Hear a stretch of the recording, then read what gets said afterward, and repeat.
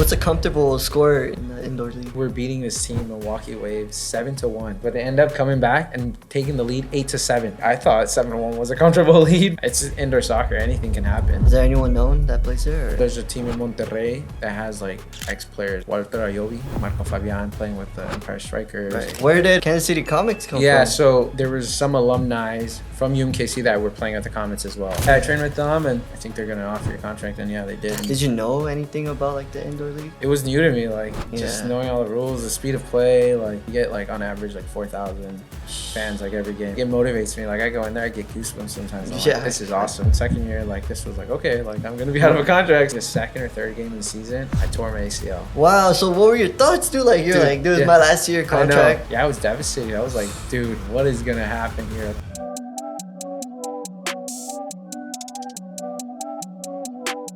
All right, guys, welcome back to the Without a Doubt podcast. I'm your host, Miguel Espinoza. Obviously, you don't see Raf here because he's on vacation. So I'll be taking charge of the podcast. And today we have a special guest. Well, at least to me, because I'm very prideful when it comes to people from Orange County making it to the next level in terms of soccer. And I got someone here that I've known for a while and been wanting to get him on the podcast. And he's finally here. So please welcome Henry Ramirez. Yeah, man. Thanks for having me. I'm super excited. Of course, bro. So yeah, I've known about you, obviously, you know, playing and affiliated from like with other people that we know. Yeah. So yeah, bro, I'm super excited. Obviously we spoke a little bit about the Euros just quickly. What's your take on these games that just happened? So man, the games have been exciting to watch. Like they're high level. I mean, I'm a soccer fanatic, so like even if my favorite player isn't playing, like I still just enjoy watching soccer. And so for the games today too, like dude, they were like 0-0 PKs and then 2-1 in the last minute Spain scored. So it's like margin of error is so small, and like I think as a soccer fanatic and even coaching and stuff, like you appreciate that. You're like, dang, like 100%. These games were just like one little mistake, you know. And so it's, I know, like you think about like France, I don't even think they've scored a goal in open play. Yeah, I think it's been like 2 own goals and a PKs. We have you here. Obviously, I wanted you here because you have a cool story, and I've been seeing from afar. So let's go a little bit about we'll go back to, you know, the beginning. Okay. So let's talk about that. Should we go back to like daily pilot cup days? Sure, bro. I mean, dude, honestly, we speak about that a lot in the podcast. Yeah, because I'm like all the homies have been through it. And we've won it a couple of times. Yeah, that's awesome. I know. Yours, I remember. So I played at Whittier, and we weren't any good, and then I went to Ray Elementary, and that was like a powerhouse in the daily pilot. And so I remember winning it like my 5th grade, 6th grade year. And so you won it back to back? Yeah, I won it back to back. And then just from there, like grew up playing club soccer, and then just kind of going through that whole like trajectory. I was just playing with a bunch of players who were a year older than me. Mm-hmm. And so I remember, I think like my junior, senior year, the team kind of like disbanded a little bit, and most of these guys were graduating. So I kind of had to find like a place, like where am I going to play? And so I ended up going to Strikers FC Academy. Okay, yeah. And I think that's what really kind of helped me kind of push through and like, you know, take that next step at least. Right. So before you got into Strikers, what was like the first club team you played for? So the first club was Laguna Niguel Soccer Club. Okay. Yeah. So I think they're still around. Yeah. I think they switched now to Laguna United. Something like that. Right. So I remember my last year or something there, we had just transitioned over to like Laguna United. Right. Okay. But yeah, I grew up playing for that. Like that was my first club, and that was the only club, and so I played for the academy with Strikers. Yeah. Okay. So Strikers, I know it's like, at least back in the day, they were really known for their academy, and they played DA. Yeah. How'd you get looked at to play for Strikers? Or did you go to like tryouts or? Yeah, that's I'm trying to remember. So I remember I actually got scouted to play for the Patiadores Academy. Right. And I was just like, I kind of want to go to Strikers. I think I knew somebody at the time, or somebody connected me with somebody, and then they're just like, yeah, come out to a practice, and nice. I did, and from there I was like, okay. Right. Did you play with like their DA team and stuff like that? Yeah. I played with the DA team, so we traveled a lot, played year round, you know, and it was high level. Like you're playing against some good players, and even like now that I've like like we played Real Salt Lake Academy, and Oh, like wow. I see some of those players I played against, and they're like playing the MLS, and it's Wow. like, dang, that's kind of crazy. Like, Yeah. but they were good, at that age, and they still are good, right Right. now. So, Did you have any teammates that made it like professionally? I think well, I didn't get to like play with them. Like they were on the younger strikers team, but we would all train together sometimes. Right. And I think one of them you might know. His name is Shinya. Yeah, he yeah. plays So, with Zeta. yeah, so Shinya played with. He was like on the younger team as Okay. strikers, and so we trained, like together and stuff like that. And like, I know he went to Cal Berkeley and then kind of Yeah. went through that whole draft thing and stuff. Damn, So that's crazy. yeah, I know we went to like not rival schools because we weren't in league specifically, but we went to Newport Harbor. You didn't play, right? Or I did play. I played my freshman and my sophomore year. Okay.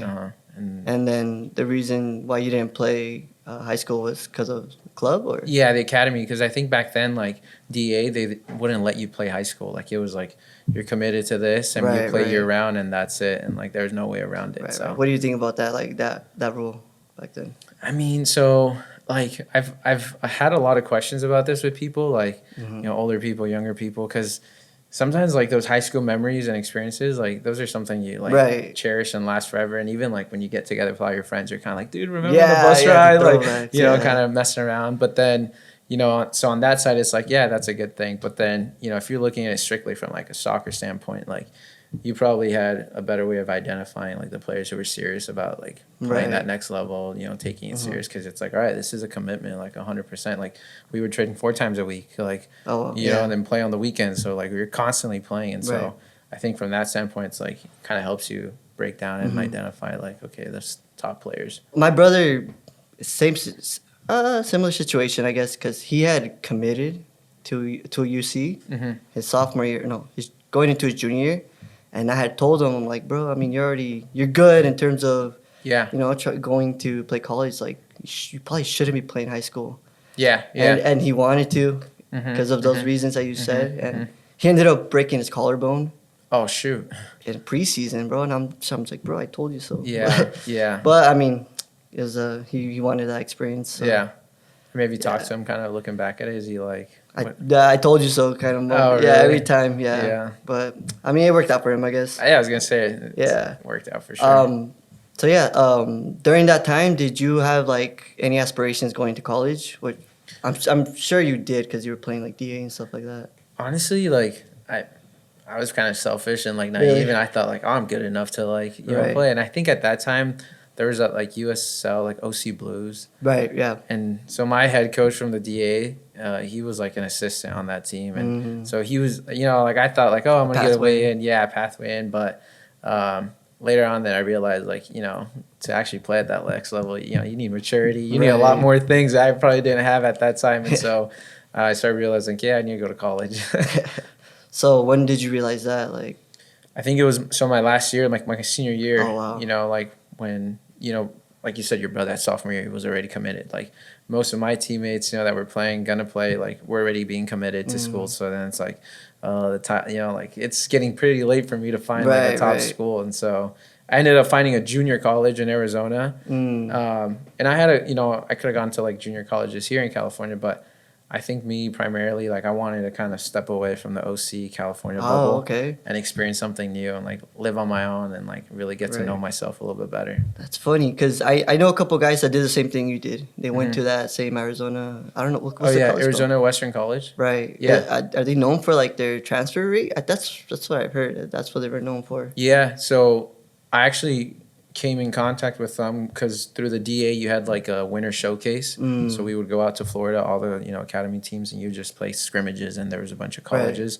And I remember after the game, one of the games, like the coach just gave me a list. He was like, "Hey, these are kind of all the schools that were out here. You should reach out to them, see if they have any spots." And so I did, and they were one of them. And so I kind of got connected that way. But I do know like my graduating class, we had like 7 Oh wow. transferring. Like every year they always have like a bunch of players transferring. I think now they're getting known more because they're actually going to nationals, and they're actually like playing those championship games. Like when Right. I was there, we were just like playing regionals. We never made that hump of going to nationals. Right. Yeah, Damn.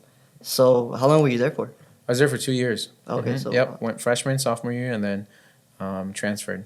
Okay. Backtrack a little. How were your grades in high school? Honestly, I wasn't the best student. Right. Yeah, like I think I was just more like, again, I want to play pro. I think I can play pro kind of thing. And Yeah. like I put school very at the end of things. And looking back at it, I probably should have not done that. Yeah. But it was good because then by the time I got to college, I kind of knew like, all right, like I need to make sure I like focus on my grades and Right. schools, and then be disciplined, because as I got older, you start to realize like they go hand to hand. Like you Yeah. can't just be like really good at soccer and then not Yeah. have good grades, right? Like if you're a good soccer player, you're a smart soccer player. Right, And exactly. so I think they do go hand to hand now that like looking back, reflect, and I'm a little bit older. Right. If there's one thing you could have done in high school differently, what would you have done?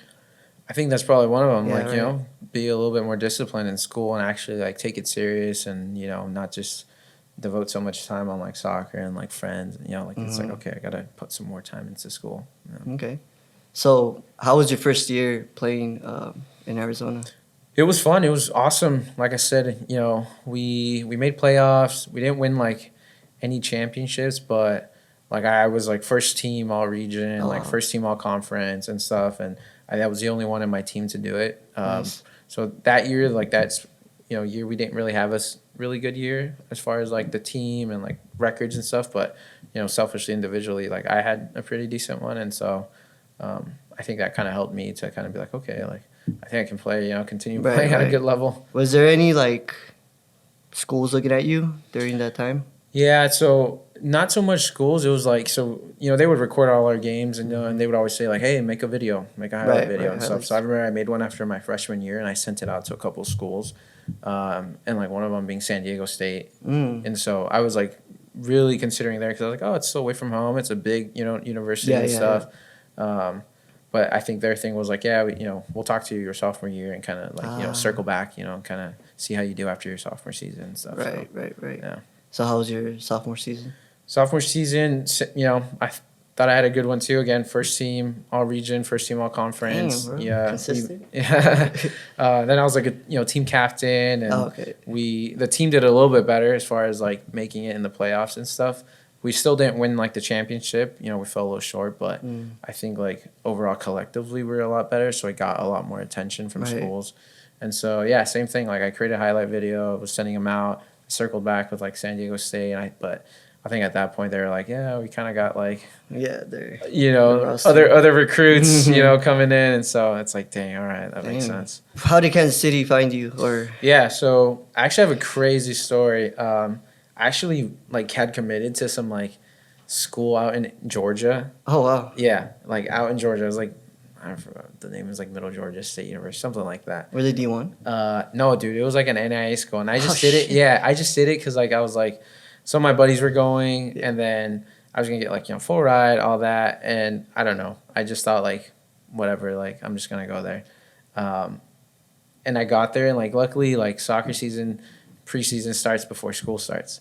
So I had arrived, and I think I only did like preseason for like 5 days, No and then way. I was like, I'm out of here. You didn't like I it? did not like it. Oh. I was like, I'm getting out of here. I remember calling my parents. I was like, hey, I'm gonna leave. By the way, like I'm just having like I don't think this is gonna be a good fit for me. So Wow, but like you didn't have like a plan B, right? I did not have a plan B, man. My only plan, I told my parents was like, I'm just gonna go back home and figure it out. You know, like I'll Yeah. figure it out. Like I'll have this a gap year. This will be my gap year. You know, and kind of. So yeah, dude, I remember I like unenrolled in all my classes. I told the coach like, hey, I'm leaving and stuff. Like, Right.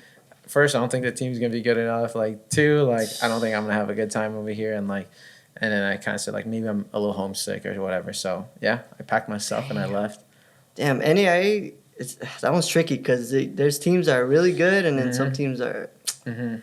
Damn, Yeah. that's crazy. Okay, Yeah. so what happened from there? So then I came back to the OC, and I enrolled to Orange Coast College, community Right. college, OCC, just to kind of get like, so like 1 or 2 credits, you know, Right. like each semester. Because I don't know, I think I was talking to like a academic advisor, and they're like, yeah, you need to make sure you're still enrolled though, because I don't know, I think NCAA rules, like once your clock starts, you know, it starts or something Yeah, like yeah. that. I don't know. So I did that. I was just at OCC, and then I remember I hit up the head coach at OCC, and I was like, hey, dude, like, can I just train with you guys? Like, I just want to make sure like I'm still, you know, kind of playing, you know, soccer Right, right. consistently and like doing stuff. And so he was cool about it. He was like, yeah, sure. So I was training with OCC. Like I was just like a practice player, just training with them in the fall and then in the spring, and then was like playing UPSL, Right. doing that, and then working, like just working a full-time job Yeah. and just trying to save How up old were money. you at the time?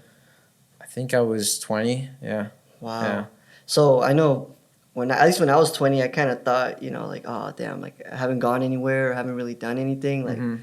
this kind of professional thing is like it's out of like it's yeah. not there anymore. Yeah. So what were your thoughts in that time? Yeah, so my thoughts were like, all right, I need to make sure I go to a D1 school. Yeah. And then like I think if I go to a D1 school, it's gonna probably help me like make that step or at least get seen by like somebody who can help Were you me. thinking about like the draft at that time? Like Yeah, I mean like I always heard about it, knew about it, but I always knew that like seniors were like, always like prioritized and then like unless you were like signing a GA contract, right. But by that time you were already like scouted by way before. So Yeah.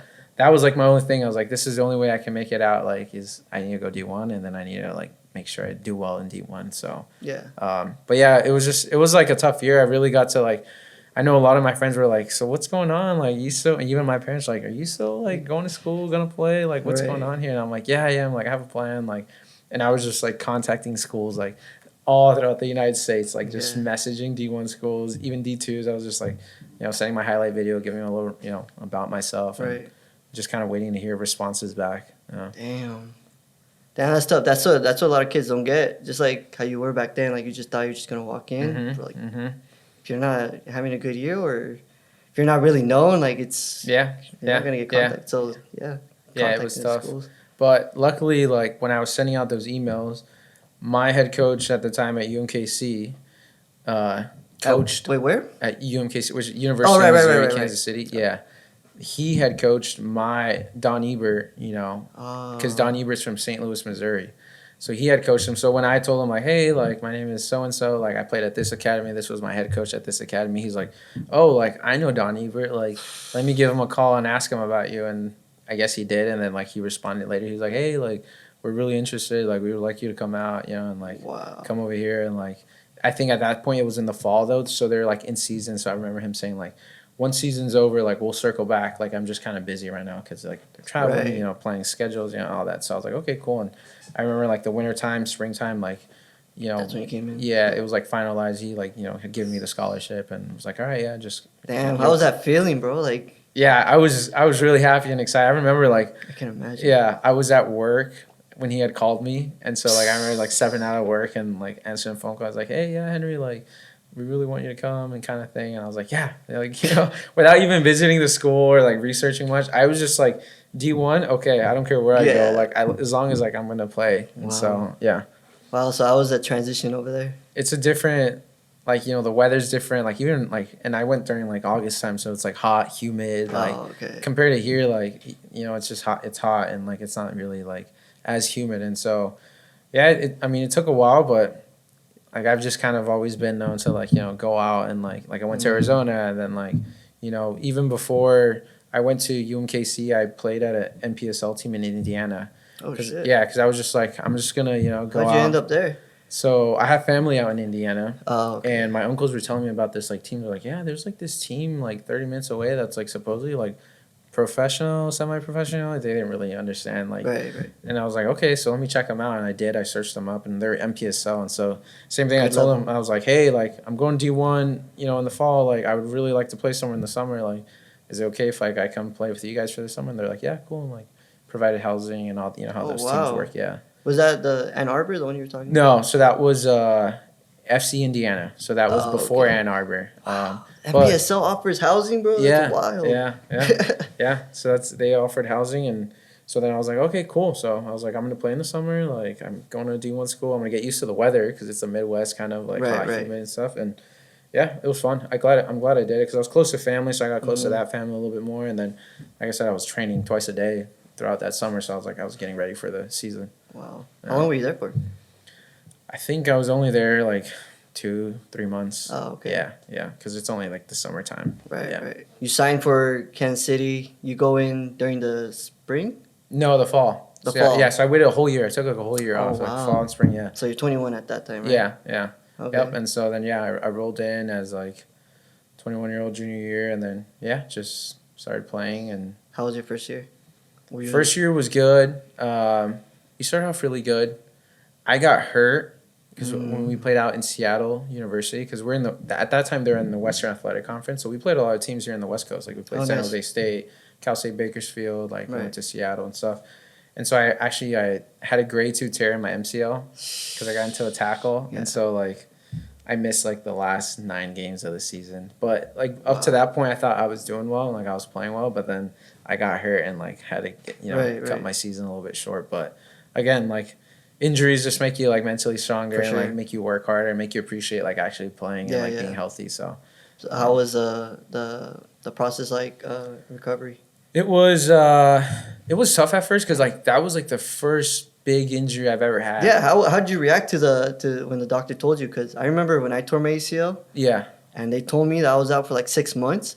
Not even the fact that I tore my ACL, but the fact that I was out for 6 months, I bawled crying. Bro. Yeah. I was young, but yeah, how'd you feel, bro? Especially in college, bro. I know. I was like, so at the moment when I got hurt during the game, like I remember like, obviously being in tears because I felt something. I was like, dude, my knees are messed up.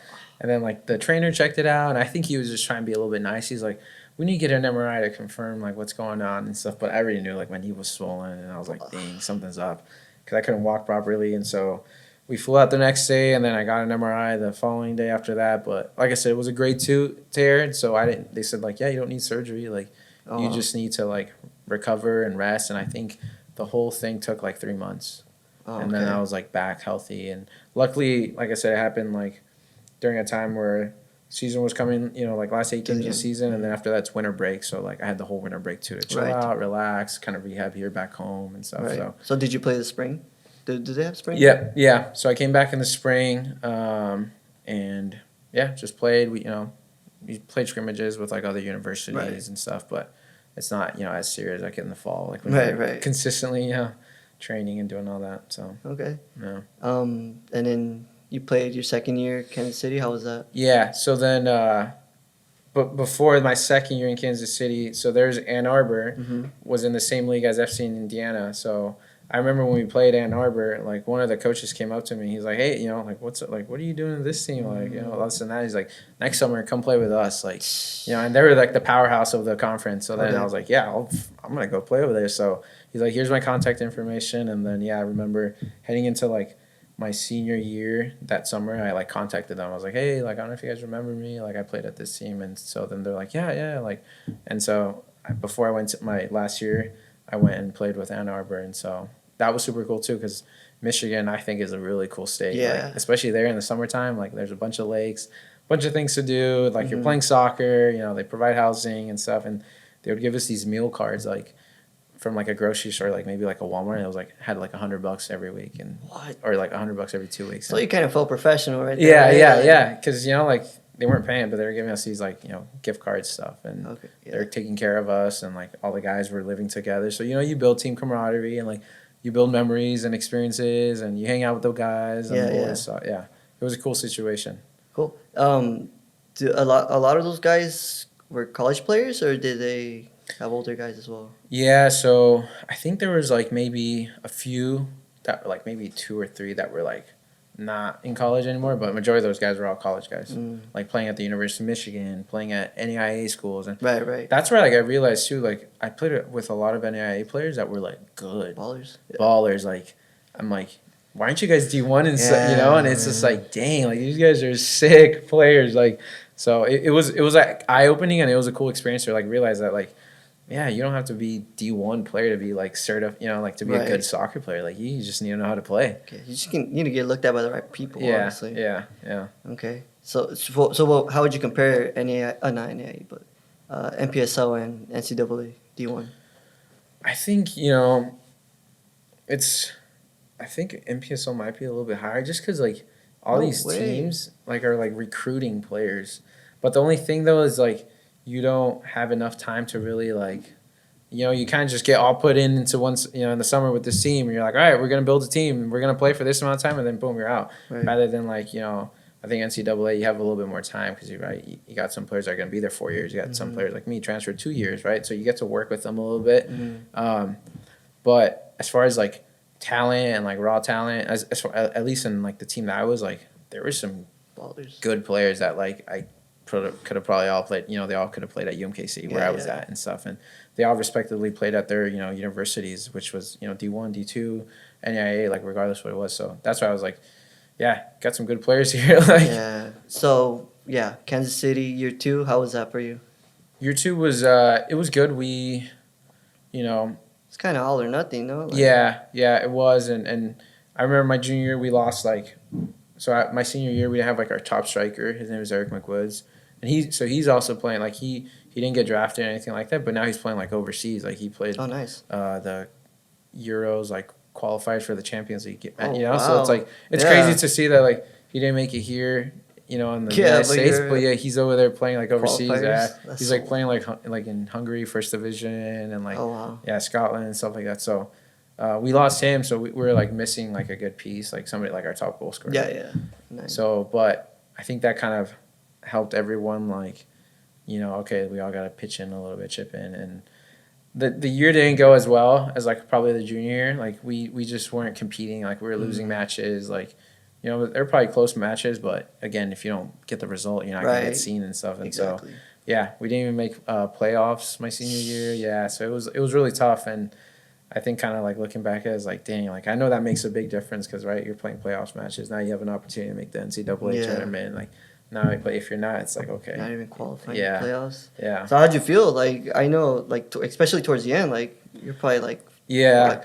I was disappointed, frustrated and like a lot of things going on. Like, what am I going to do? But then, luckily, like through Ann Arbor, kind of had the head coach there was like, hey, like, what are your next steps? Like, he was kind of trying to help me out a little bit, like, to help me figure out what I was going to do. And so what kind of helped me, too, was, like, I was the only one on my team that made, like, all WAC team. So, so that kind of, I guess, boosted my resume a little bit. Yeah.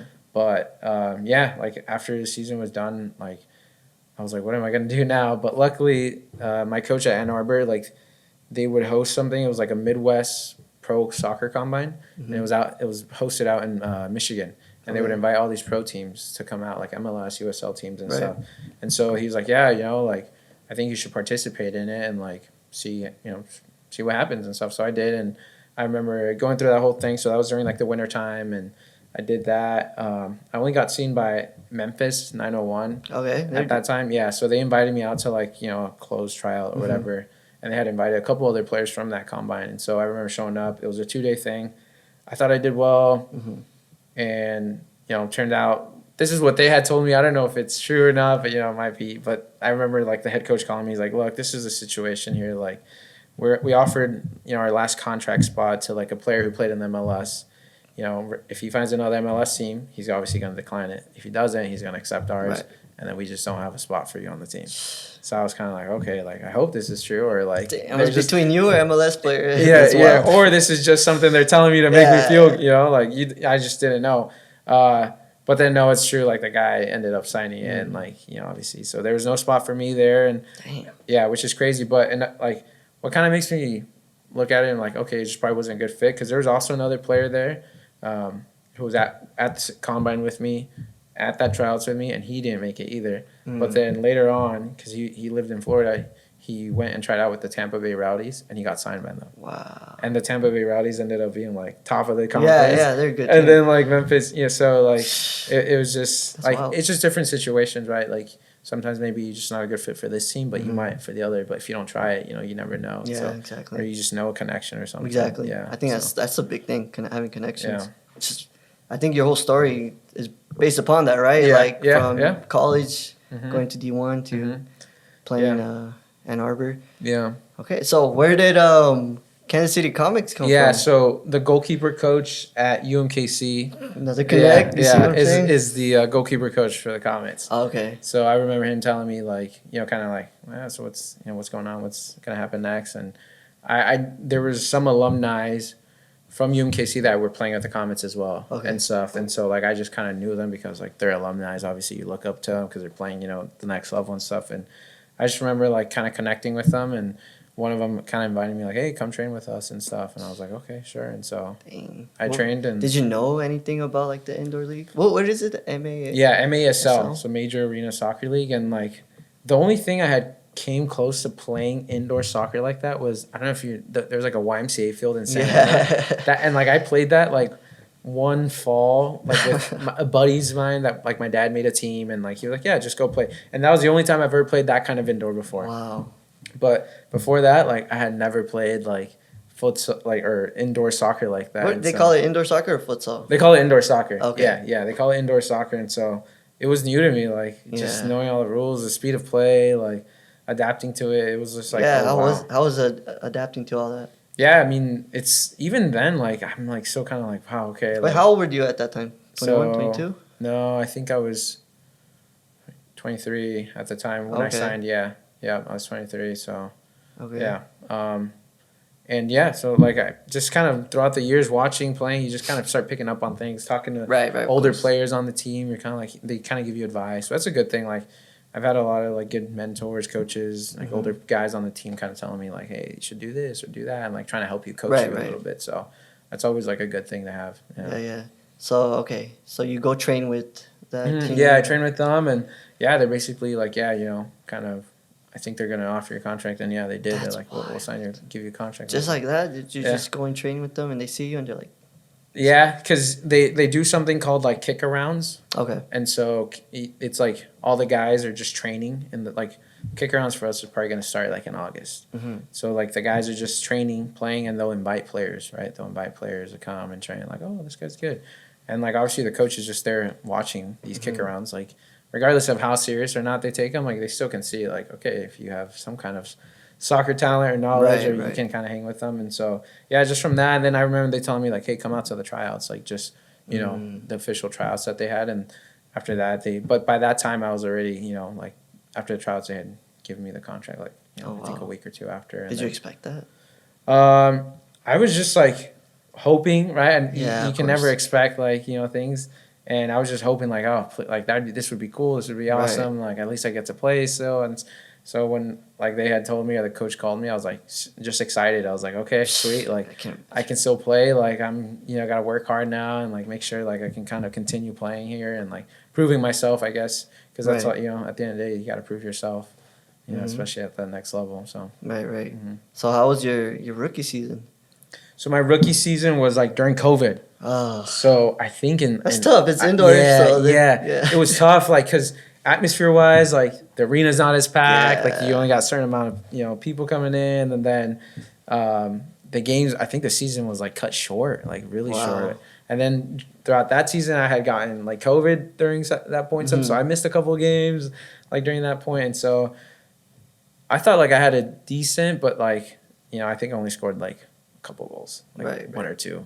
Did you get minutes? Like yeah, I got minutes. I made MASL like all rookie, like honorable mention. Oh, nice. But again, I don't know if there was that many rookies that year, so because it was a COVID year. Yeah. So, but like at least I have a little plaque that says it. So, so yeah, like I think for a first year it was good. Like I said, I got to experience it. Maybe it was good because like sometimes people with big crowds, like you kind of feel that, feel the pressure, but it was just like. Yeah. How's that? Like playing in front of like big crowds. Midwest usually has like. Yeah. So at Kansas City is actually like we're one of the highest like attendance in like our arena and stuff. Like we get like on average like 4,000 fans like every game, and so you actually feel it, like you hear it, and it's super like. Me, like it motivates me. Like I go in there, I get goosebumps sometimes. I'm like, this is awesome. Like these guys are out here. Like that's literally like living the dream. That's all you wanted, right? Yeah, like playing against in front of fans and stuff. Yeah. Oh yeah. I mean, you did that MPSL too, right? Against Detroit. Yeah, Detroit, but like that wasn't our home That's fans. true, That was so- like an away fan. So now it's like your actual home fans and like That's- people in your city coming and supporting. It's like this is awesome. And you feel the love. I know. Yeah. I see like on Instagram people commenting on the post, like like when you signed your extension. Yeah. And that's what's like the best thing. Like they just show a lot of love and they support the team. Like the team's been around since like the 70s. I think. Oh wow. Yeah. So it's been like, an organization that's existed. I think obviously it's had different ownerships, but like Kansas City Comets have been like since the 70s. So like you have some fans that were fans even from back then. That are still like fans now, and so it's like kind of crazy to see that. Yeah, that's crazy. Okay, so first season done. How was the second season? Like, what? Well, how long was your contract at that time? So my first year I signed 2 years. 2 year contract. So yeah, so like first year okay done. Second year like this was like okay like I'm gonna be out of a contract. So fans were coming in. yeah, right? yeah. So it was like no more COVID restrictions, and then yeah, like I said last year on the contract, so I was like okay, I gotta make sure. You gotta that perform. Yeah. But so I had only I think the second or third game of the season I tore my ACL. No way. Yeah, yeah, and it was New Year's Eve in Milwaukee. Yeah, so I remember tearing my ACL, and I was so devastated because then, like right there and then, like in the back, like the doctors and stuff, they're like, "Yep, you tore it." They're like, Yeah, Lockman. Yeah, and they're like, "You tore it," and I was just like, "There's no way. Like, how do you know that? Like, we need to get an MRI." Like, no, like I'm fine and stuff, and they're like, "Okay, like." And so yeah, I tore my ACL, and that how was long were it. you out? 6, 9 months around that time. I was probably out like 9 months, like maybe 10. Wow. Yeah. How far in were you in? Was it you were during season when you tore it? Yeah, it was like the second game. Wow. Second, so I missed that whole season basically. Wow. So what were your thoughts, dude? Like you're Dude, like, dude, it's yeah. my last year contract. I know. I was so worried. I mean, I had been playing every game up to that point. Like Yeah. so I think it was probably like the third game. So I had been playing every game up to that point. I was getting lots of minutes, and I felt like I was getting comfortable and Yeah. stuff. But yeah, I was devastated. I was like, dude, what is gonna happen here? Like, I didn't expect anything. Like, I didn't know what was gonna happen. But luckily, like, the team was supportive, right? They're like, helping me out through the whole process, rehab, training, all that stuff. And after the season, they're like, hey, we see some potential still. Like, we're going to offer you a 2-year extension. Like, I think your first year back, like, take it easy, right? Your first year back from a big surgery. And then, like, this past season, which was like, yeah, this is, like, the last year on the contract where it's, like, you can really, like, demonstrate, step up, and then kind of we'll go from there. And so, Wow. yeah, that's what happened. Damn, but, that's awesome. yeah, that last year or not this past season, but the year before that when I got, like, cleared, it was still, like, I was still struggling. Like, I remember going back to training sometimes and, like, my knee would swell up. Like what did you use? What I used hamstring. No, quad. My bad, quad. Yeah. Really? Yeah, quad graft. Yep. Oh wow. I know, and I remember going to a couple different surgeons, and they're like patellar tendon. Right. And then I think 2 had said quad, and then 1 said patellar tendon. So I was like, I was like talking to the team trainer and on the doctors and stuff, and they're like, yeah, like we recommend quad. Wow. And so I was like, okay, cool.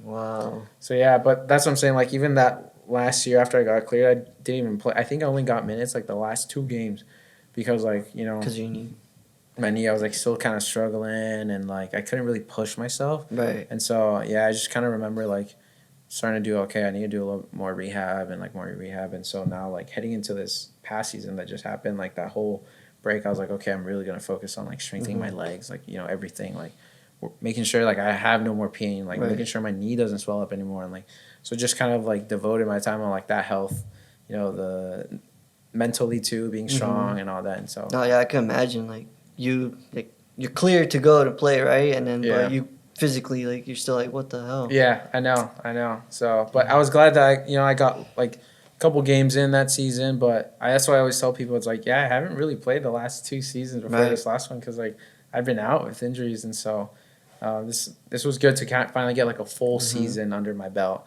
Even though like I missed a couple games because I had some hamstring stuff, but I know. But there's always something. Bro. I know. But for the most part, like I said, I was healthy and like I got to play. So yeah, that's good, man. So how was your last season? Was this like was it a break?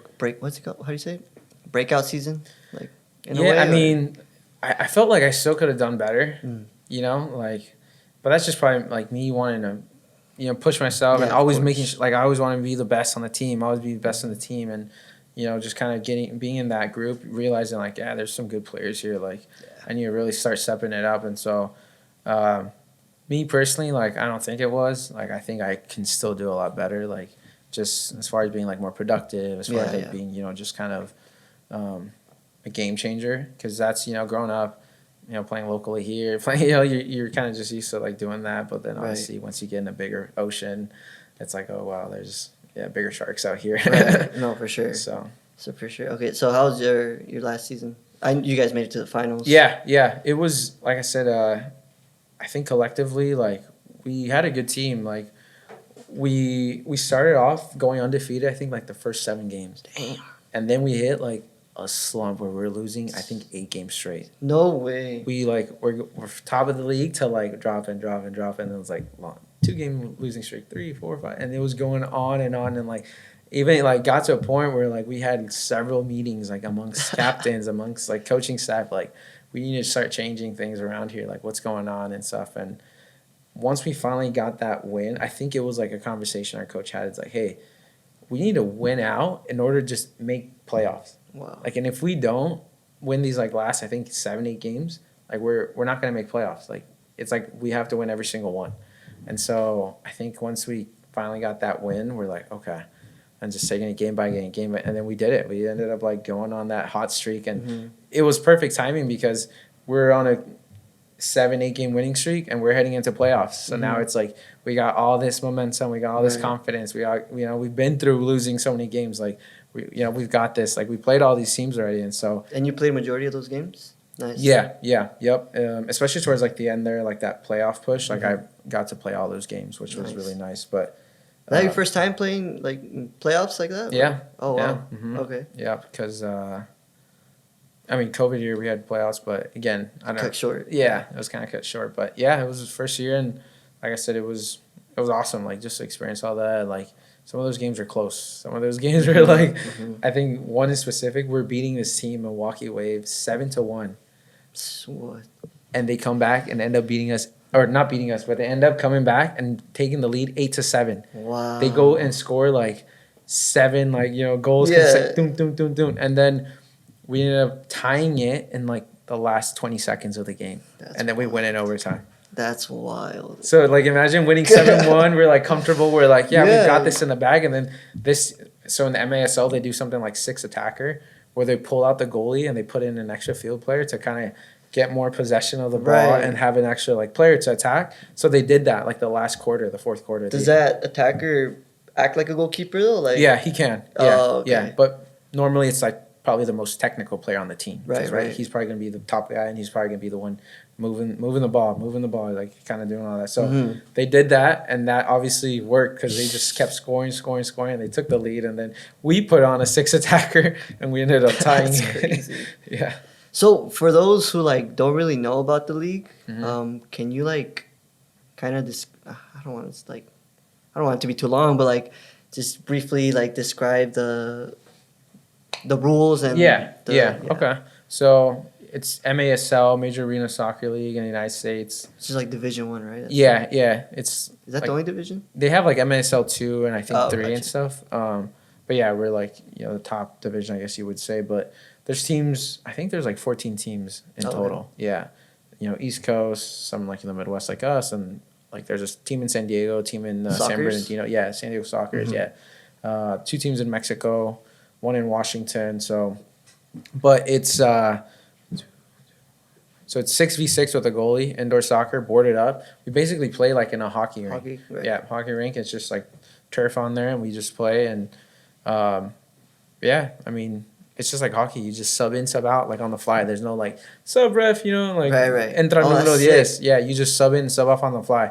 So you just kind of like, your lines of rotation, who's in your line of rotation. You just, kind of go off like giving off the games or how tired you are and stuff like that. And so I remember like I made the mistake when I first started playing. I would go in and just run crazy, work my and then I'd come off and then like, I'd be so tired and then I'd be up next and I'd be like, oh gosh, I'm gassed already. And so you kind of start figuring things out like, all right, like you don't gotta go crazy running around. You just gotta, like tempo, kind of control yourself throughout the game or else you're gonna get gassed out and you're never gonna recover. So but yeah, I mean it's indoor soccer, it's fun. I think it's like lots of goals, high scoring games, I think that's what people like to see. And it's like quick transitions. There's some teams obviously that probably possess the ball a little bit more. I think our team with our coach, like he wants us to transition and just like, move the ball quick, have quick players and stuff. And so it makes it for an exciting game. Like, yeah, of course. Like a lot of times there's always like high scoring games. And I think like that's what's the best part. Like kids that go to games and they see people score, they're like, like then you hear the arena going, crazy, lights and all that. So yeah. Man, that'd be cool to be in that atmosphere. Okay, so playoffs. Yeah, playoffs. We ended up playing Utica FC in the first round, which the year before that, they had knocked us out of the playoffs. Dang. I know. Yeah. So it was like a match. Like, all right, like We have to beat these yeah, guys. exactly. We can have like our revenge, so to speak, or like kind of make up for last year. And so yeah, and these playoffs games are home and away series. So depending on how you are, like if you're a higher seed, you'll get the second game at your home because, for instance, say we won the first game at our home and then we lose the second game at their home, the series is tied 1-1. Oh, So then you would play a mini third game immediately after that second game. Oh, like, wow. You go in the locker room maybe for like 5 minutes and you come out and you play one 15-minute quarter. So it's kind of like overtime? Yeah, kind of like overtime. But it's like 15 minutes only, and this counts as a game. Like the winner of this game, this last game is the winner, right? And stuff. So yeah. Luckily for us, though, we like swept on both. Cool. The against Utica and then the next round against Milwaukee Wave, we ended up winning both games. So nice. And yeah, it was against Utica. They're a good team. They have good players and stuff, and it's playoffs. Like anything can happen. Like these games are so close. Yeah. So, but like I said, it was good. I had the confidence and like just even like looking at like the team, like I knew like man, these guys like they're ready. My teammates are ready. The captain was ready. Like you just kind of had that feeling like all right, let's go out there and take care of business. And yeah, we kind of demonstrated that just playing. So. And then you guys won your conference, right? Yeah, so we won our conference. We beat Utica, then we played Milwaukee Wave, for their Eastern Conference Championship, and we beat them. And then we ended up playing Chihuahua Savages from Mexico in the final. That's what they're called? Yeah, Savages? Yeah, Chihuahua Savage, yeah. Nice. Yeah. And they're a good team. Yeah. They got some good players. Is there anyone known that plays there or not? Not that I know. No, I don't think so. No. But I know there's a team in Monterrey that has like ex-players that play, like Walter Ayobi. Mm-hmm. He plays for that Monterrey team, which is gotcha. Monterrey for the last show. Mm-hmm. And Walter Ayobi played for Monterrey, Rayados like forever, and he's a good player. Right. So, there's players like that. Like, obviously we talked about it a little bit, like Marco Fabian playing with the Empire Strikers. Right. Did you ever get starstruck when you play those guys, or? Because you used to see them on TV, right? Yeah. Like, I try to keep it professional and just feel like, all right, let's just go out there and play. But I'm at this level now, so you can't. But obviously, like after the game, like, hey, what's up? ¿Cómo estás? Like, just trying to talk to them and be cool about it. But yeah, like during the games, it's like, all right, just play. And like maybe after I can be a little bit like, hey, can I take a picture? Like, like give them a hug or whatever. But yeah. Okay. So how was that final and the conference final? How was that? Against Milwaukee Wave. Oh, okay. That was against Milwaukee? Yeah. So the final against Chihuahua, like the whole thing, that was – so we were up at our home 3-1. Mm-hmm. We're winning. I think it was like third quarter. We're up 3-1, right? Like we're like, okay, we're in a good spot here.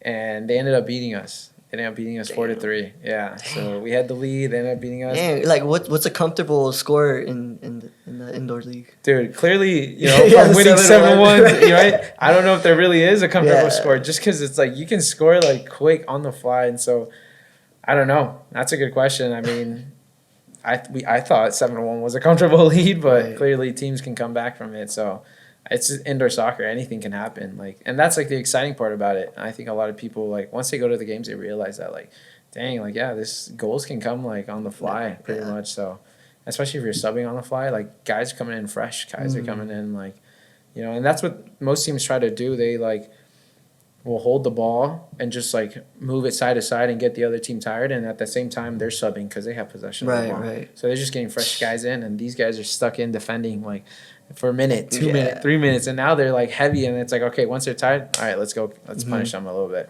Or you can kind of like do it the other way where you just transition and try to be quicker and to the other side of the goal. So, but yeah, playing that Chihuahua team, they're good. They're a good team. Like they ended up beating us. We played our first game at home because they got higher seed in the between both of us. So they had to play the last game at their home, and so we lost that first game 4-3, and it was crazy because immediately after the game we had to fly out, to Mexico. So, oh wow. Yeah. So we like after the game we like. How many days do you get a break and play the next game?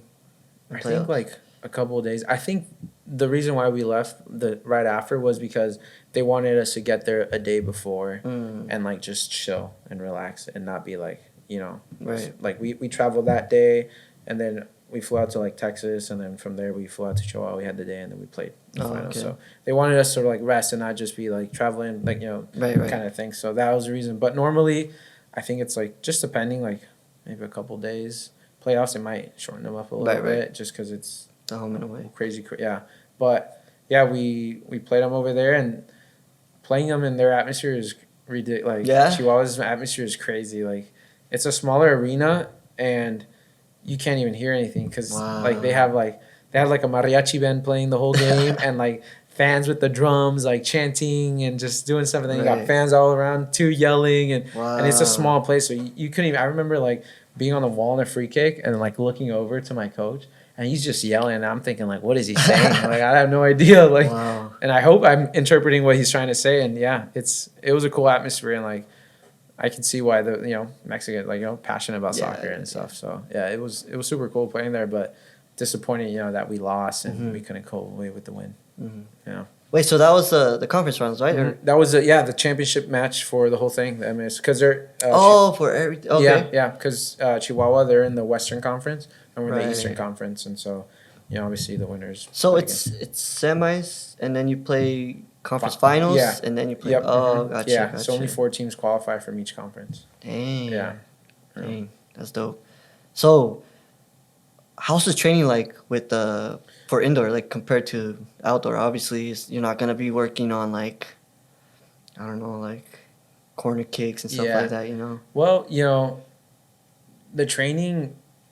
We do especially us. We do a lot of transitioning stuff, right? I bet the conditioning is crazy. Huh? Yeah. The preseason, and so this season that passed, it was the first year that coach. His name's Coach Stogic, was the head coach. So it was his first year, and his preseason was pretty tough. It was 2 weeks of 2-a-days, and it was just brutal, man.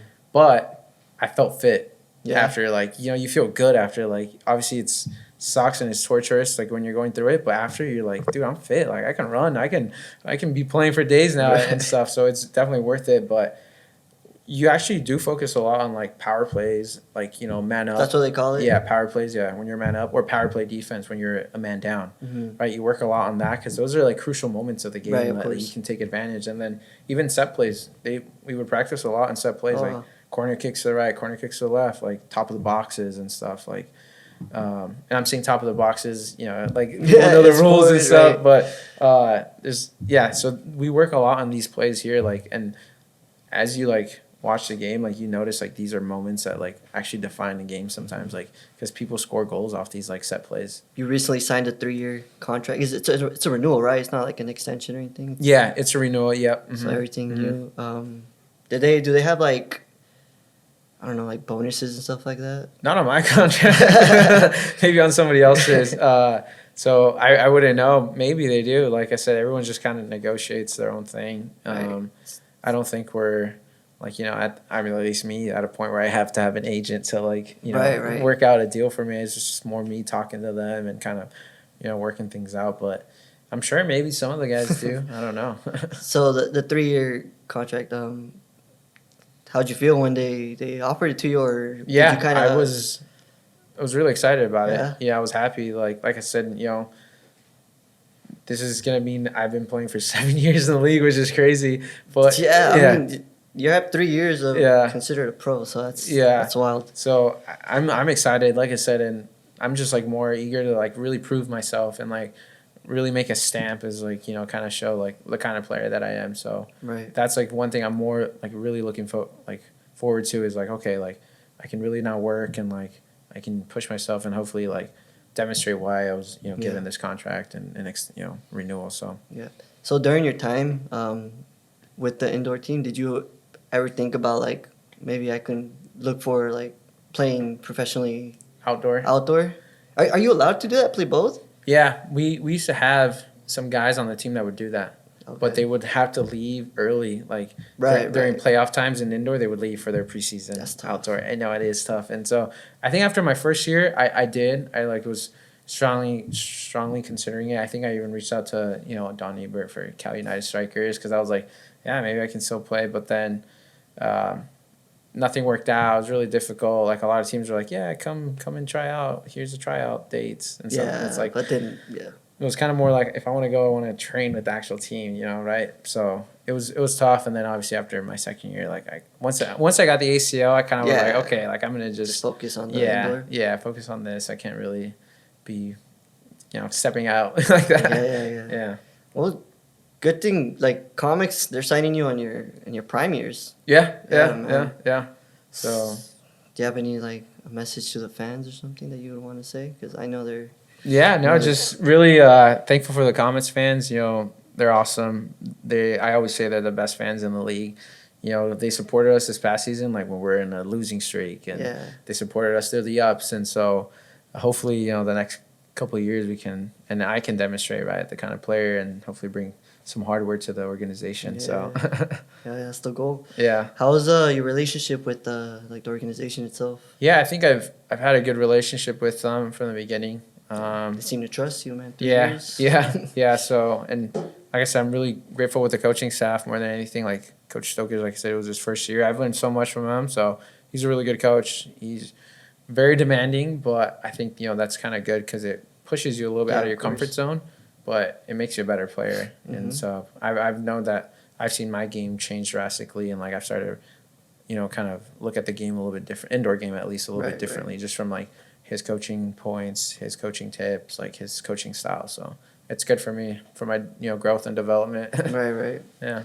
So I should have asked you this in the beginning. Well, what position do you play, and what's like how do you say like your style of play? I guess. Yeah. So I'm a midfielder.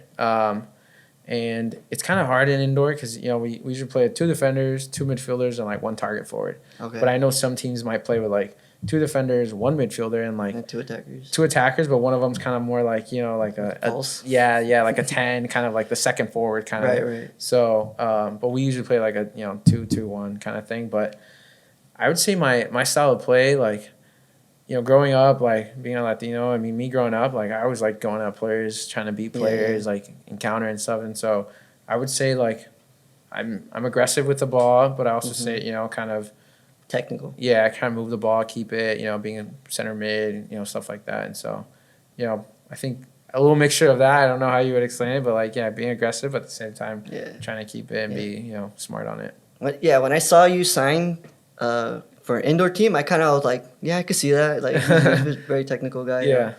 It's one thing that I wanted to add. Well, I forgot. We were young, but I played against you Sunday League. Okay. I think you're playing with like some Pumas team. Okay. I Yeah. forgot who I was playing with. That game, I tore my ACL. Like, no one knew. Oh, no way. I kicked I forgot what it was. I think I tried to chip the ball, but I kicked the ground, and I felt pop on my right knee. So that thing, it's always in my head. I'm like, damn, I remember when I played Henzo, like, Oh tore my my gosh. ACL. Oh my gosh. Yeah, bro, it's so wild. Was it like a championship game or? Nah, maybe it was playoffs or something. Okay. But- Dang. That's I yeah. remember. That's oh man. It's a memory. It's funny. Are you still play Sunday League and stuff like that? I can't. My knee's still messed up. Oh really? My meniscus is like out of place, so I need to get that fixed. But no, I haven't played in like the longest time. Yeah. That's why I pursued coaching and stuff. Yeah, but I mean, you still look fit though. Like for not playing. And, Try to keep staying in shape. Yeah, that's good though. Yeah, because obviously sometimes like people that don't play, they kind of Yeah. Sorry. No, yeah, dude. So thank you for coming on. I know, like I said earlier, I've been wanting you to be on this podcast because you have the story, and Yeah, no, it's not like it's an original story. Like no one's that I know at least went through this path, especially in Orange County. So getting your stories, it's awesome, bro. I appreciate it. I appreciate you giving Hopefully, me time. the kids here in Orange County, especially like Costa Mesa, that Yeah, area, yeah. like they can, because there's a lot of talent out here. No, for you sure. know, That's why we're like really pushing like our street soccer and stuff like that in Costa Mesa. Cause yeah. I know there's the talent. I was bro. gonna say that's like the best thing. I remember. I don't know if you ever played. Like they would do street soccer at Ray. Bro, that we're working with them. So, because I remember like that little Soy. Yeah. They would play, and I would play it all the time, man. And like those were some high competitive Bro, games. right? Like I remember Just going with my 3v3s, buddies. Yeah, bro. 3v3s. Yeah, like one goal, you're out. You know, Yeah, like winner yeah. keeps going, and like. But street soccer and playing like that's what makes you better. No, for sure. Just competing. Yeah, it's crazy. Yeah, it's crazy how like you went from that to playing indoor. Yeah, It's kind of similar in a way. Yeah, but No, but I remember like I mean I lived far from Ray, and like but I would still go on my bike or Yeah. skateboard because like I'm gonna go play. I'm gonna play some retas. That's so sick you say that, bro. Yeah. But yeah, that's exactly why we started working with them. Soy, that's what they're called. Now they have like it's the same thing, but like located like on the other side of Ray.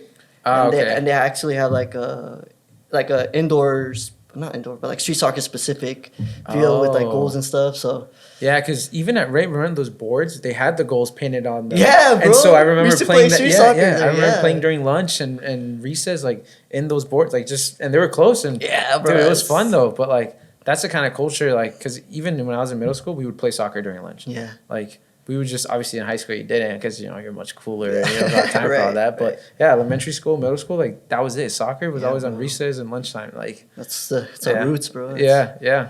But you learn so much from like just playing like that, 100%. like competing. Just like playing with buddies, competing. Like you learn so much. Like when I tell kids and stuff, it's like just play. You don't have to do like, yeah, personal training is cool and then like that's good for you, but like you're gonna learn the most out of just competing and playing. Yeah. Mm-hmm. Especially like on concrete when there's no rules, no referees, right? You just play. yeah.